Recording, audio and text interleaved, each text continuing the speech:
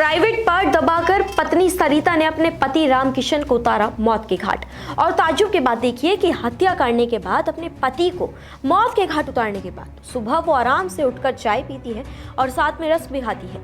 पूरा मामला क्या है ये आपको बताते हैं। दरअसल हरियाणा के सोनीपत से आई ये खबर सिर्फ एक हत्या की कहानी नहीं है, बल्कि रिश्तों, शक, पैसों और साजिश की एक खौफनाक परत खोलती है। एक ऐसा मामला जहां मौत के बाद मातम नहीं, बल्कि सुबह की चाय और रस्क की ठंडी बेरुखी थी।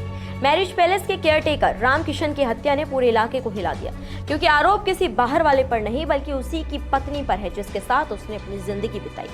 सोमवार की रात से इस कहानी की शुरुआत होती है। रामकिशन और उसकी पत्नी सरिता के बीच 3000 रुपए को लेकर कहासुनी होती है। बात बढ़ती है, आरोप प्रत्यारोप होते हैं, लेकिन फिर दोनों एक ही थाली में खाना खाते हैं और साथ सो जाते हैं। घर में मौजूद बुजुर्ग माँ को ये अंदाजा नहीं था कि ये रात उसके बेटे के लिए आखिरी साबित होने वाली है। आरोप है कि रात के अंधेरे में सरिता ने पति के मुंह पर तकिया रखा, उसका गला दबाया और फिर प्राइवेट पार्ट पर वार कर उसे मौत के घाट उतार दिया। लेकिन इस कहानी का सबसे सिहरन भरा हिस्सा सुबह सामने आता है। हत्या के बाद सरिता आराम से उठती है, बच्चों को जगाती है, चाय बनाती है, खुद रस खाती है और सास रुक्मणी से ये कहती है कि आज ये लेट उठेंगे। इसके बाद वो 2 छोटे बच्चों को लेकर घर से निकल जाती है, जबकि बड़ा बेटा वहीं छोड़ दिया जाता है। जब काफी देर तक रामकिशन नहीं उठता तो वही बेटा उसे जगाने जाता है और फिर खुलता है मौत का भयानक सच। जांच में ये सामने आया है कि पति पत्नी के रिश्ते पहले से ही तनावपूर्ण थे। रामकिशन को पत्नी के चरित्र पर शक था, झगड़े आम थे और मारपीट तक की बातें परिवार ने बताई। दोनों की उम्र में करीब 8 से 10 साल का अंतर था। यहाँ तक कि 1 साल पहले भी रामकिशन के साथ मारपीट कराए जाने का आरोप लगाया गया। पुलिस को शक है कि इस हत्या में सरिता अकेली नहीं हो सकती। एफआईआर में सतपाल नाम के एक शख्स का भी जिक्र है, जिसकी भूमिका अब जांच के दायरे में है।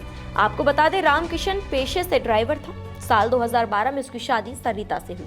बताया जा रहा है कि दोनों की उम्र में करीब 8 से 10 साल का फासला था। 39 साल का रामकिशन, उसकी पत्नी जो सरिता है वो काफी फैशनेबल थी। दोनों को 12 साल, 10 साल और 7 साल के 3 बेटे हैं। मामले में पैसों का एंगल भी बेहद अहम है। परिजनों का दावा है कि रामकिशन के पास करीब 5 लाख रुपए थे और वो गाड़ी खरीदने की तैयारी में था। आरोप है कि इस रकम की जानकारी सरिता को थी और संभव है कि लालच या फिर अवैध संबंधों के चलते साजिश रची गई हो। पुलिस फिलहाल दोनों ही एंगल, प्यार और पैसे पर जांच कर रही है। पुलिस के मुताबिक मंगलवार सुबह करीब 9 बजे घटना की सूचना मिलती है। मौके पर पहुंची टीम को परिवार ने सीधे पत्नी पर हत्या का आरोप बताया है। करीब 9 बजे हमारी पुलिस को सूचना मिली थी। आशीर्वाद गार्डन में एक अननोन आदमी की हत्या हुई है, तो वहाँ पर हमारी टीम मौके पे पहुंच वहाँ पर उनके घरवालों से बात की। पता लगा उसकी घरवाली ने उसका मर्डर कर दिया है। उस मर्डर जिसका हुआ उसका नाम रामकिशन, गांव ककाना भादरी से है। अभी एफएसएल टीम आई हुई है, मौका देख रही है। क्या नाम है महिला का जिसने ये हत्या की, किस कारण से हत्या की, प्राथमिक जांच में पता लगा कुछ? पता ये जो घरवाले बता रहे हैं, कैरेक्टरलेस लेडी थी। अभी पुलिस इन्वेस्टिगेशन कर रही है। जैसी तो झगड़ा भी इनका हुआ था? हाँ, आपस में बता रहे हैं, इसी कैरेक्टर के ऊपर ही इनका झगड़ा रहता था।